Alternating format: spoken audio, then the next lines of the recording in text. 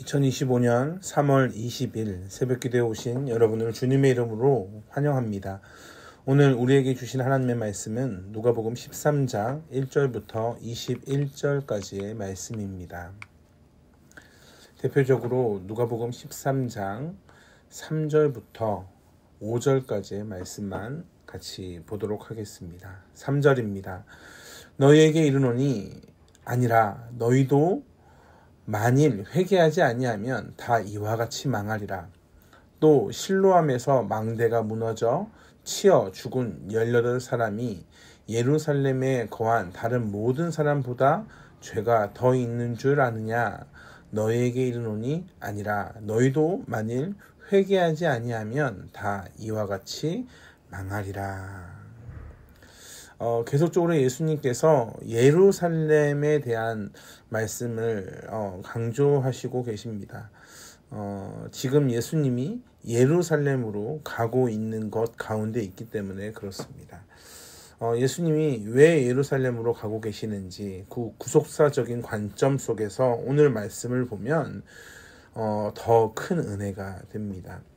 예수님이 무엇을 말씀하시는가? 지금 회개에 대해서 말씀하고 계십니다. 3절에 보면 너희에게 이르노니 아니라 너희도 만일 회개하지 아니하면, 그러니까 회개하지 아니하면이라고 강조하시면서 다 이와 같이 망한다. 도대체 무엇을 말씀하시는가? 1절의 말씀을 근거로 보면 자세한 상황은 알 수는 없지만 빌라도에 의해 몇 사람이 죽임을 당한 것으로 보입니다. 4절에 보면 또 다른 사건을 말씀하시는데 실로암에서 망대가 무너져 18사람이 치여서 죽게 됩니다. 1절의 사건은 인위적인 재난의 사건이고 4절의 사건은 자연적인 재난의 사건입니다. 이러한 사건을 유대인들이 보면 어떻게 생각하는가? 그들은 이러한 사고를 당한 자들이 스스로 죄를 지어서 이런 재난을 당했다라고 생각합니다. 그렇게 그들이 생각하기에는 이런 재난을 당하지 않는 자신들은 죄가 없다라고 하는 논리를 형성하게 됩니다. 2절의 말씀을 보면 너희는 이 갈릴리 사람들이 이같이 해받음으로 다른 모든 갈릴리 사람보다 죄가 더 있는 줄 아느냐.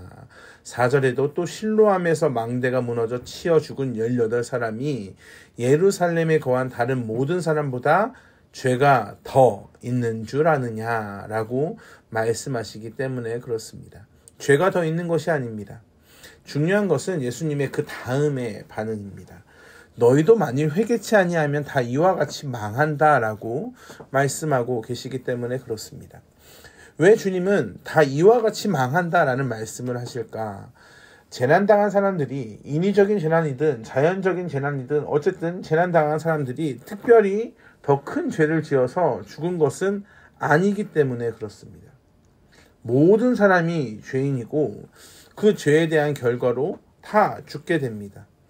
죽음을 모든 사람이 맞이하게 되고 그 뒤에는 재판을 받게 되어 있습니다.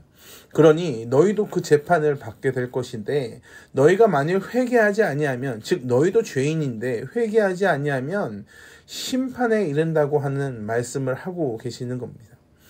유대인들은 자신들이 지금 회개를 해야 하는 사람이라고 생각하지 않고 자신들이 마치 재판관처럼 우리는 잘하고 있다라는 생각을 하고 있습니다. 그러니 지금 너희가 이런 모든 생각을 버리고 다른 사람들과 같이 회개를 해야 된다라는 말씀을 지금 하고 계십니다. 오늘 본문의 말씀은 회개의 중요성을 말씀합니다. 연결지어서 6절부터 보면 무화과 비유를 말씀합니다. 3년 동안 무화과의 열매를 구했는데 얻지 못한 주인은 포도원 지기에게 그 무화과 나무를 찍어 버릴 것을 명령합니다.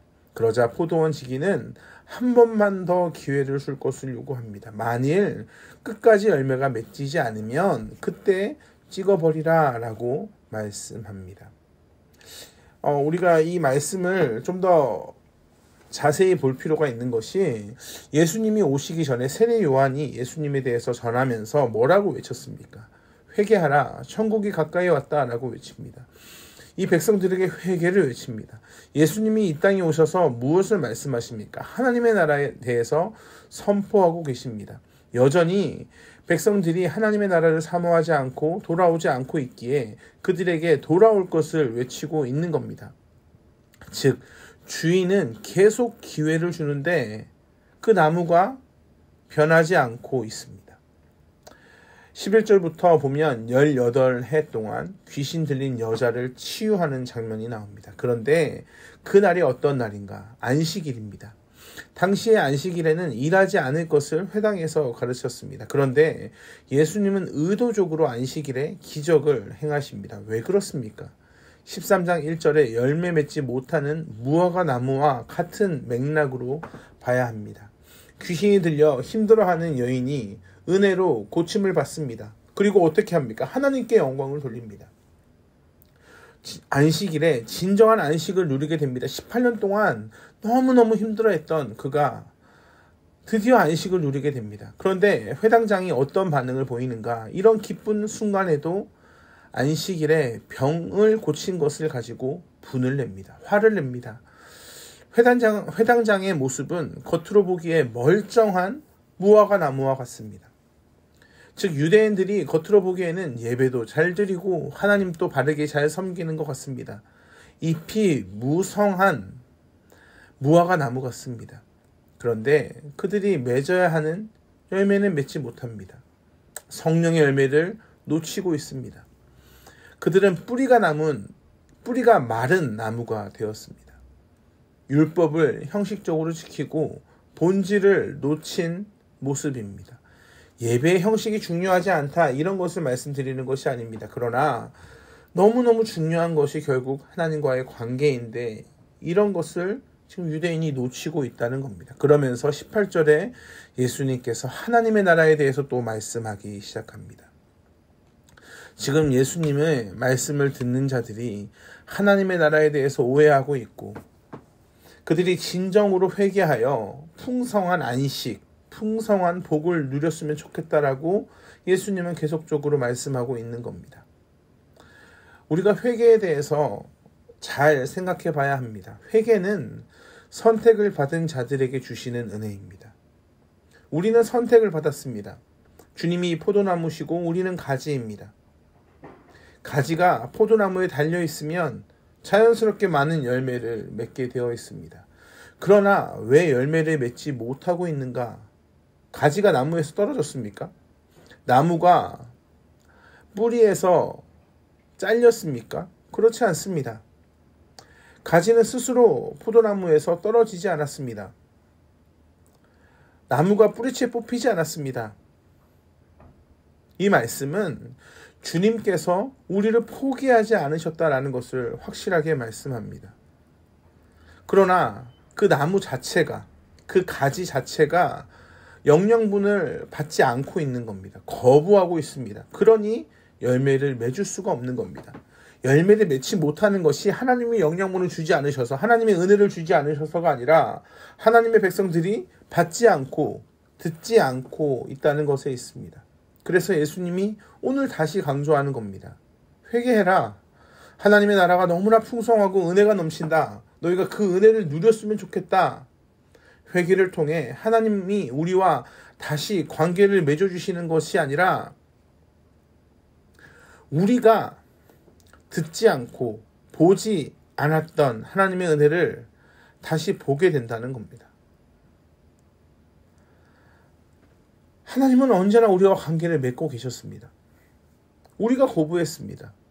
하나님은 우리를 놓지 않으셨습니다. 가지를 꺾어버리지 않으셨습니다. 그러나 우리가 그 영양분을 받지 않았습니다. 사랑하는 성도 여러분, 회개는 두려운 시간이 아니라 은혜의 시간입니다. 회개의 기도를 하는 시간은 억울하고 답답한 시간이 아니라 핑계를 하는 시간이 아니라 감격과 감동의 시간입니다. 왜냐하면 회개를 통해 하나님과의 관계가 회복됨, 즉 100% 용서하시는 하나님을 경험하게 되기 때문에 그렇습니다.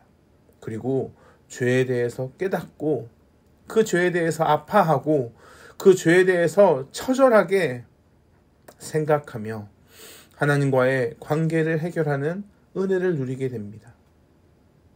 하나님과의 관계를 해결하지 않으면 우리는 그 심판을 피할 수가 없습니다.